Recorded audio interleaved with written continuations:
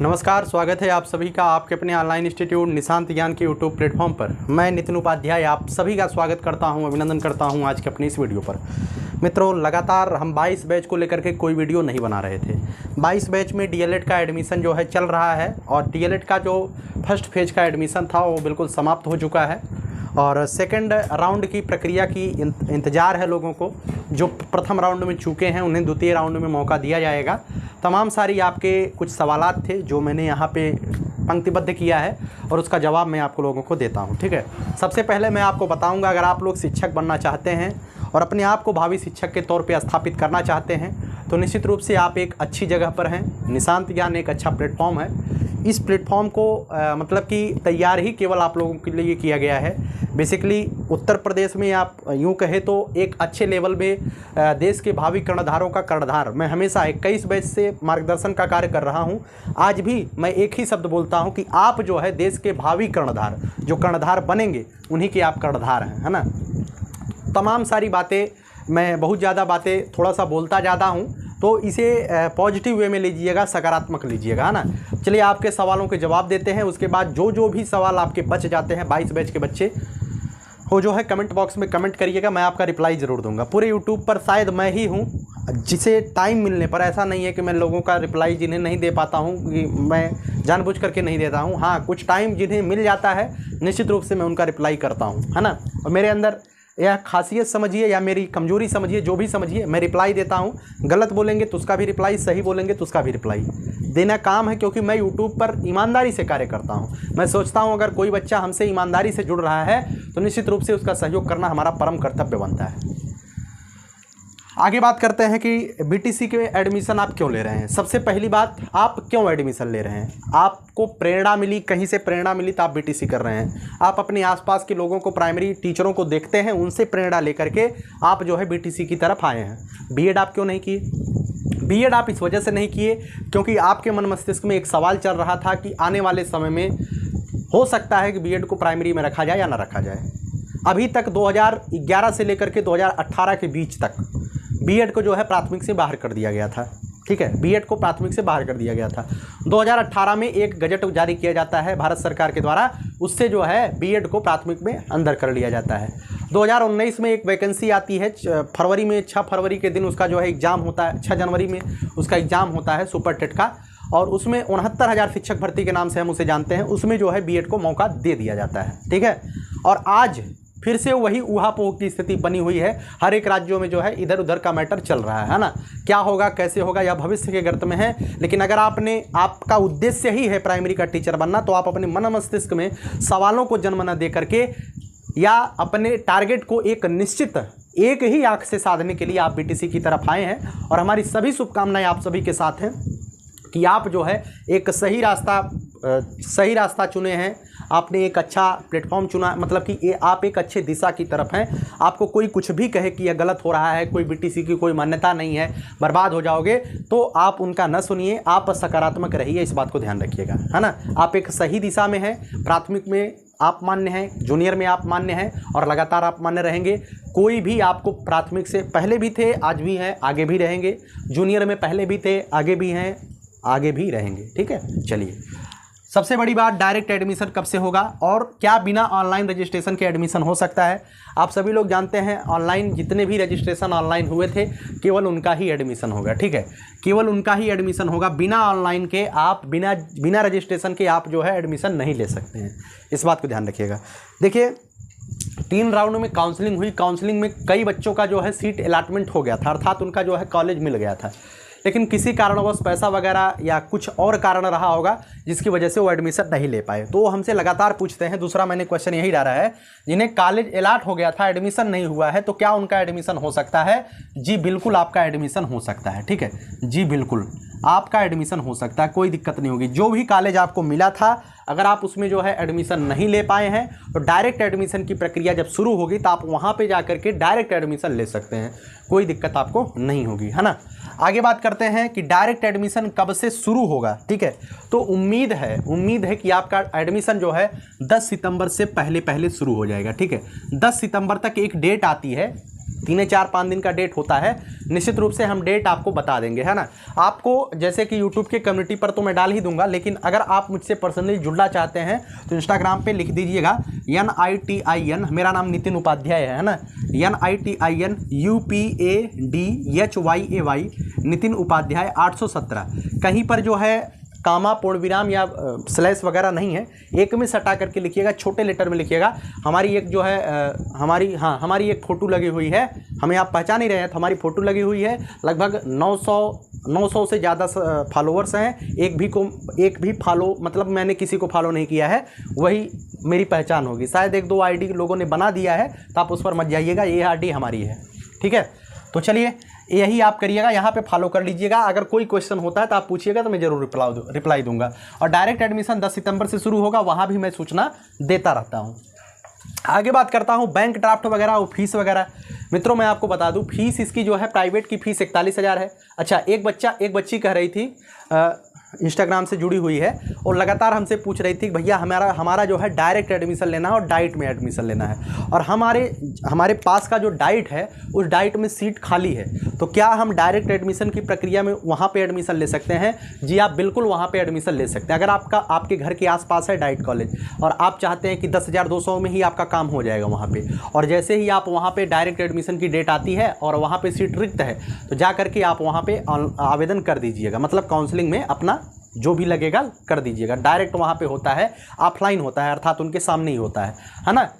तो आप वहाँ पे एडमिशन ले सकते हैं। निश्चित रूप से आप वहाँ पे एलिजिबल रहेंगे और बेहतर कर पाएंगे, है ना, कोई दिक्कत नहीं होगी। हाँ, डाइट में यही होता है कि शायद आपको प्रतिदिन जाना ही पड़े, है ना, आपको कॉलेज जाना पड़े, बस यही दिक्कत होती है।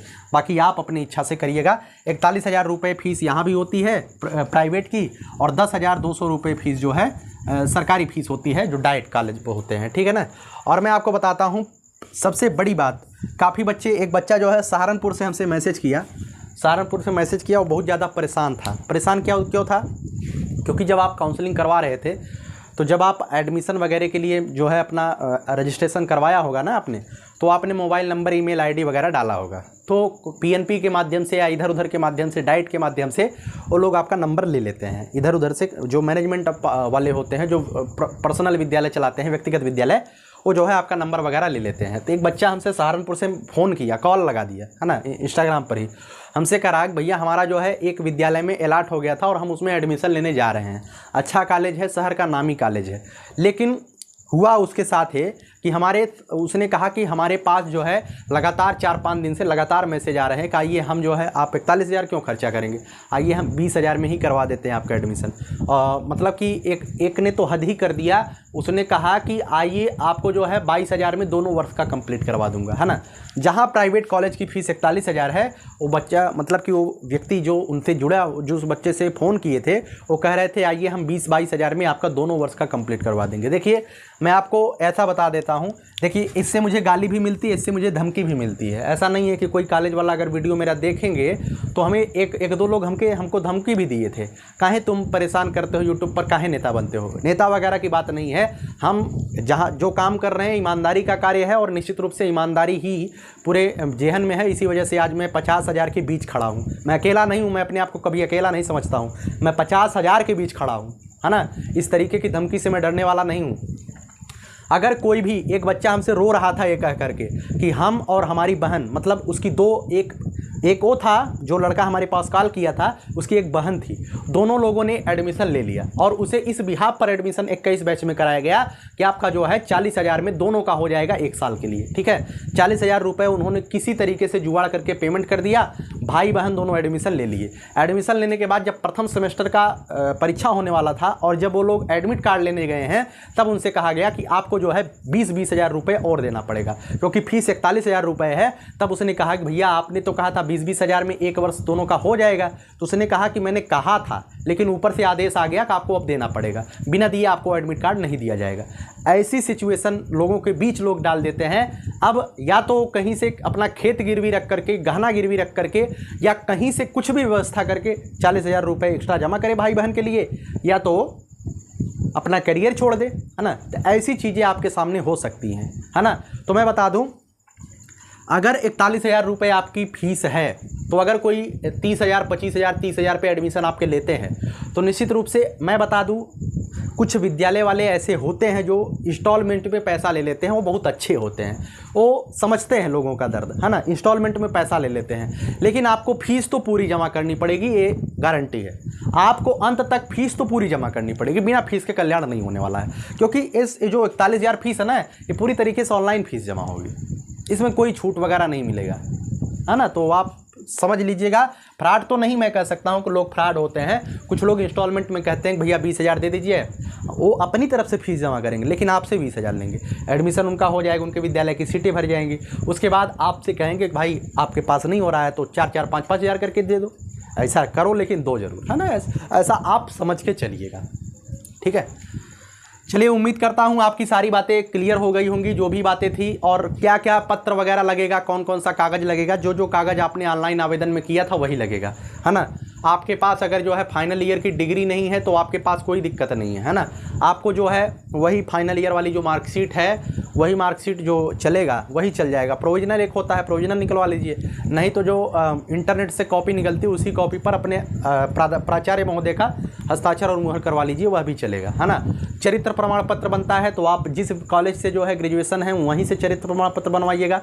मेडिकल प्रमाण पत्र बनता है तो मेडिकल प्रमाण पत्र आपका किसी भी, जैसे कि आप मैं सुल्तानपुर से हूँ, मुझे मेडिकल प्रमाण पत्र की ज़रूरत है, हमारे पास में आजमगढ़ नज़दीक है, तो मैं आजमगढ़ से जो है आजमगढ़ से क्या कर सकता हूँ, आजमगढ़ हमारे यहाँ से नज़दीक है, तो मैं आजमगढ़ से भी सीएमओ से जो है अपना चरित्र मेडिकल प्रमाण पत्र बनवा सकता हूँ। ऐसा ज़रूरी नहीं है कि आप अपने ज़िले से ही बनवाइए। और एक होता है शपथ प्रमाण पत्र, एफिडेविट जिसे बोलते हैं। वो शपथ प्रमाण पत्र क्या होता है? वो शपथ प्रमाण पत्र ये होता है कि आप जो है जिस विद्यालय में एडमिशन ले रहे होते हैं वह आपसे शपथ दिलवाते हैं कि आप जो है 90% उपस्थित रहेंगे, है ना। बस यही होता है। वो कहाँ से बनता है? तो आप किसी भी तहसील से शपथ प्रमाण पत्र बनवा सकते हैं, कोई ज़रूरी नहीं है कि आपके ही तहसील से वो शपथ प्रमाण पत्र बने, ठीक है।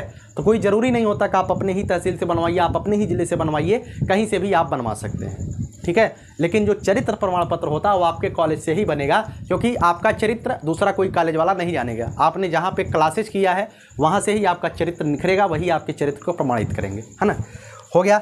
हमारी तरफ से ऑनलाइन क्लासेस 2022 बैच के लिए कब से चलेंगी? तो मित्रों, लगातार आप लोगों का ये सवाल होता है कि भैया 22 बैच के लिए ऑनलाइन क्लासेज कब से चलाएंगे। तो मैं आपको बता दूं, मैं कभी भी इस फेवर में नहीं रहता हूं कि आप ऑनलाइन पढ़िए, है ना। ऑनलाइन पढ़िए, ये बहुत अच्छी बात है कि हम ऑनलाइन आए तो आप हमसे जुड़े और आप हमें जान रहे हैं, मेरी पहचान बन रही है ना। ये अच्छी बात है। लेकिन अगर आप पढ़ाई के लिए बेसिकली पूर्ण तरीके से डिपेंड होना चाहते हैं यूट्यूब पर, एप्लीकेशन पर, कि बिना इसके तो पढ़ाई हो ही नहीं पाएगी, तो आप अपने जीवन की बहुत बड़ी गलती कर रहे हैं। इस बात को ध्यान रखिएगा। दिन भर में जो बच्चा 7-8 घंटा तैयारी कर रहा है ना ऑनलाइन तरीके से, निश्चित रूप से वो गलती कर रहा है। अगर 22 बैच के बारे में बात करूं तो 22 बैच के लिए मैं लगातार वीडियो जो नहीं दे पाऊंगा, है ना। इसके लिए आप हमें माफ़ कर दीजिएगा, क्योंकि मैं आपके लिए तो काम कर ही रहा हूं। आपके लिए टेट सीटेट के लिए मैं काम कर रहा हूं, आपके सेकंड सेमेस्टर के जो बच्चे हैं उनके लिए थोड़ा बहुत काम कर रहा हूं, है ना। प्रथम सेमेस्टर मैं अकेले ही काम करता हूं, दिन भर में एक ही वीडियो दे पाता हूं, तो ऐसा मैं नहीं कर पाऊँगा। आप पुराने वीडियोज़ हमारे देख सकते हैं ना, पुराने वीडियोज़ आप देख सकते हैं, और पुराने वीडियोज़ में भी वही मैटर है जो मैंने आपको पहले करवाया है। पुराने वीडियोज़ के जो भी संस्कृत का है, गणित का है, मनोविज्ञान है, उसके बाद मनोविज्ञान है, संस्कृत है, हिंदी है, जो भी चीज़ें हैं आप देख लीजिएगा, प्लेलिस्ट बनी हुई है। एक प्लेलिस्ट है हिंदी की जो यूपी टेट सीटेट लिख करके आया है, वह भी खास करके प्रथम सेमेस्टर को टारगेट करके ही पढ़ाया था, लेकिन उसमें थोड़ा सा अपराध हुआ है, तो आप अच्छे से लिख लीजिएगा, नोट्स बना लीजिएगा, वहाँ से काम आपका हो जाएगा, है ना। तो पुराने वीडियोज आप देखिएगा और स्वाध्याय ज़्यादा करिएगा। अच्छा, कुछ लोग कह रहे थे बुक वगैरह कौन सी लें, तो अगर आप बुक लेना चाहते हैं तो आप बुक ले लीजिए, कोई भी बुक आप ले सकते हैं। मैं किसी भी पब्लिकेशन का नाम नहीं लूँगा। मार्केट में साहित्य पब्लिकेशन है, चक्षु पब्लिकेशन है, मार्केट में राधा कृष्ण नाम का कोई पब्लिकेशन होता है, ठाकुर पब्लिकेशन है, तमाम सारे पब्लिकेशन हैं। आप कोई भी पब्लिकेशन जाइए मार्केट में, जो बुक की लैंग्वेज आपको समझ में आए आप उस बुक को ले लीजिए, पढ़ लीजिए, है ना। और कुछ लोग कहते हैं सीरीज वगैरह, तो अभी आप सीरीज वगैरह ना लीजिए, क्योंकि आपका जो है एग्जाम अप्रैल माह में होगा, तो अभी सीरीज मत लीजिए। अभी आपके पास बुक होता है तो बुक से थोड़ा सा डिटेल में पढ़ने का प्रयास करिए, मेरी तरफ से यही है। बाकी आप सीरीज से पढ़ते हैं, आप ऑनलाइन जा करके टुकुल मतलब कि इधर करते हैं, उधर करते हैं, वहाँ करते हैं, तो ये आपके ऊपर निर्भर करता है। आप पीछे जाएंगे, मेरा काम है केवल आपको गाइडेंस देना।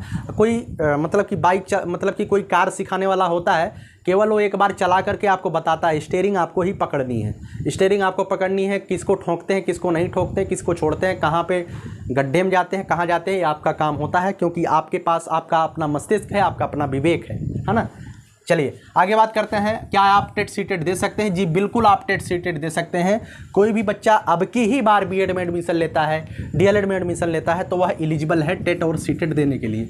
जो दिसंबर में सीटेट होने वाला है उसके लिए आप एलिजिबल हैं, जनवरी में यूपी टेट होने वाला है उसके लिए आप एलिजिबल हैं। लेकिन कुछ लोग कहेंगे भैया पढ़ाई क्या करें? अगर आपका बेस मजबूत है तो निश्चित रूप से आप ट्राई करिएगा, और ट्राई आपको करना भी चाहिए, है ना।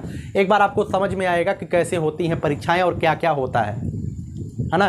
बाकी अगर आप चाहते हैं कि इसकी तैयारी खूब विधिवत कर ली जाए और तभी जो है बैठा जाए एग्जाम में, तो कभी किसी का विधिवत तैयारी होती ही नहीं है। कोई अगर आपको कहे कि मेरी आज तैयारी पूर्ण हो गई है, आज मैं टेट में बैठूंगा तो 130 नंबर पाऊंगा, तो निश्चित रूप से झूठ बोल रहा है। कभी किसी की तैयारी पूर्ण होती ही नहीं है। तो आप अपने आप को जो है एक बार ट्राई कर सकते हैं, है ना। आगे बात करते हैं। सेल्फ स्टडी पर बहुत ज़्यादा आपको फोकस करनी है। मैं लगातार यही कहता हूं कि आज भी यही कहता हूं, है ना। जो भी डीएलएड सेकंड सेमेस्टर का बच्चा ये वीडियो देख रहा है उसे भी मैं बताता हूं, तमाम सारी जगह आपको फ्री क्लासेस दी जाती हैं। 7-8 घंटे जो है सीटेट के लिए, यूपी टेट के लिए, तमाम सारों के लिए क्लासेस दी जाती हैं। लेकिन मैं आपको बता दूँ, जो भी बच्चा हमारा कहाँ माना होगा और पीडी पाठक जैसे मनोविज्ञान के लिए, सीडीपी के लिए पीडी पाठक की किताब पढ़ा होगा, या कैलाश प्रकाश किसका मालती सारस्वत जी का किताब पढ़ा होगा, तो निश्चित रूप से आज उसे जो है आप कहीं से भी क्लासेज करते हैं, मैं ये नहीं कहता हूँ वहाँ से क्लासेज करिए, लेकिन आज अपने आप को आप रिलैक्स फील करते होंगे, है ना। लेकिन अगर आपने बुक नहीं पढ़ा है ना, तो जो वहाँ पे स्लाइड पीछे लगा रहे हैं, ऐसे स्लाइड लगा देते हैं, उसके बाद ऐसे ऐसे आते हैं, ऐसे ऐसे जो पाही खींच के चले जाते हैं, वो आपको हो सकता है कि तत्काल समझ में आ जाए, लेकिन एक समय बाद आप उसे यहाँ से नहीं, आपके पूरे खोपड़िया से उड़ जाएगा। आपको पढ़ना जरूरी होता है। आपने जो बच्चे ने पढ़ाई किया है, आज उसके सामने एक बेहतर परिणाम निकल करके सामने आएगा और आगे भी आएगा। 8 घंटे आप दिन भर में सीटेट की तैयारी कर रहे हैं, यूपी टेट की तैयारी कर रहे हैं, तो आप ये गलती कर रहे हैं। मैं ऐसा नहीं कह रहा हूँ कि आप डूब जाएंगे, शायद आप बहुत बेहतर कर जाएं वैसा करने पर, लेकिन आप गलती क्यों कर रहे हैं? क्योंकि 7-8 घंटे की पढ़ाई के बाद आपके पास सेल्फ स्टडी का टाइम ही नहीं होता है। आप क्लास लेते हैं, क्लास लेने के बाद नोट्स बनाते हैं, वो 8 टीचर आके पढ़ा सकते हैं, लेकिन एक बच्चे को 8 घंटे की क्लास को ग्राफ्स डाइजेस्ट करना थोड़ा सा कठिन होता है। बाकी आप अपने हिसाब से कार्य करिएगा। ऐसा नहीं है कि मैं किसी की दुकान बंद करवा रहा हूँ, मेरे कहने पर आप क्यों जाएंगे? आपका विवेक, आप सोचिए भाई कैसे क्या होता है। मैं फेवर में नहीं रहता हूँ इन सब के। मैं भी एक यूट्यूबर हूँ, मैं भी चाहता हूँ कि मेरे वीडियोज़ पर लाखों व्यूज़ आएँ, लेकिन अगर मैं छात्र हित में बोलता हूँ तो निश्चित रूप से मैं कभी ये नहीं कहूँगा कि आप दिन भर में हमारा वीडियो आकर के देखिए, हमारा चेहरा आकर के देखिए, ना भाई, बिल्कुल नहीं, है ना। चलिए 22 बैच के बच्चों की शुभकामनाओं के साथ, जो भी बच्चा 22 बैच में बीटीसी के साथ जुड़ रहा है, तो निश्चित रूप से हम आपके लिए खड़े हुए हैं। और जैसे कि प्रथम सेमेस्टर की क्लासेज मैंने जो पुरानी कराई आप उसे देखिएगा, सेकंड सेमेस्टर की क्लासेज मैं करवा रहा हूँ आप उसके देखिएगा। अभी बहुत जल्द दिसंबर में सीटेट होने वाला है, तो सीटेट में मैं 5 के 5 सब्जेक्ट तो एकाएक पढ़ा नहीं सकता हूँ पूरा, है ना।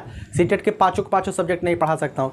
कुछ सब्जेक्ट जो मैं पढ़ा सकता हूँ, जैसे इन्वायरमेंट बहुत ही बेहतर तरीके से मैं आपको पढ़ा सकता हूँ और वाइट बोर्ड पर पढ़ा सकता हूँ। देखिए पढ़ा तो मेरे अंदर आप समझ सकते हैं कि मैंने कितनी चीज़ें आपको दिया है। मैं सब चीज़ें पढ़ा सकता हूँ, लेकिन दिक्कतें है कि मेरे पास वाइट बोर्ड ही है और स्लाइड में पीछे नहीं लगा सकता हूँ। जो विषय हमें नहीं आता है उसका स्लाइड लगाना पड़ेगा, मतलब कि ऐसी चीज़ें, कोई चीज़ को रिलेट होती रहे उससे मैं समझाता रहूँ। तो ईवीएस एक ऐसा सब्जेक्ट है जिसे मैं लिख लिख करके पढ़ा सकता हूँ, और सीडीपी भी एक ऐसा सब्जेक्ट है जिसे मैं लिख लिख करके पढ़ा सकता हूँ, है ना। तो ईवीएस हुआ, सीडीपी हुआ, और कुछ सब्जेक्ट की पेडोलॉजी हुआ, उन चीज़ों को मैं आपको देने का काम करूँगा बहुत जल्द। इसके लिए मैं काम कर रहा हूँ और बहुत जल्द आपके बीच वो चीज़ें आने वाली होंगी। जो चीज़ें जैसे कि आप देखते हैं कि, चलिए बहुत ज़्यादा बोल दूंगा, है ना। बाकी 22 बैच के लिए इतना ही। बहुत बहुत धन्यवाद। प्रयास करिए बेहतर करने के लिए, और आप जो भी कर रहे हैं अपने जीवन में, चाहे बीएड कर रहे हैं चाहे बीटीसी कर रहे हैं, आप अपने मस्तिष्क में ये मत घुसाइएगा कि हम गलत कर रहे हैं। आप सही कर रहे हैं, आपको अपने आप पे भरोसा होना चाहिए, है ना। इस बात को ध्यान रखिए। आखिरी में अंतिम लाइन में बोलता हूँ, यही जज्बा रहा तो मुश्किलों का हल भी निकलेगा, जमी बंजर हुई तो क्या वहीं से जल भी निकलेगा। न हो मायूस न घबराई अंधेरे से मेरे साथी, इन्हीं रातों के दामन से सुनहरा कल भी निकलेगा।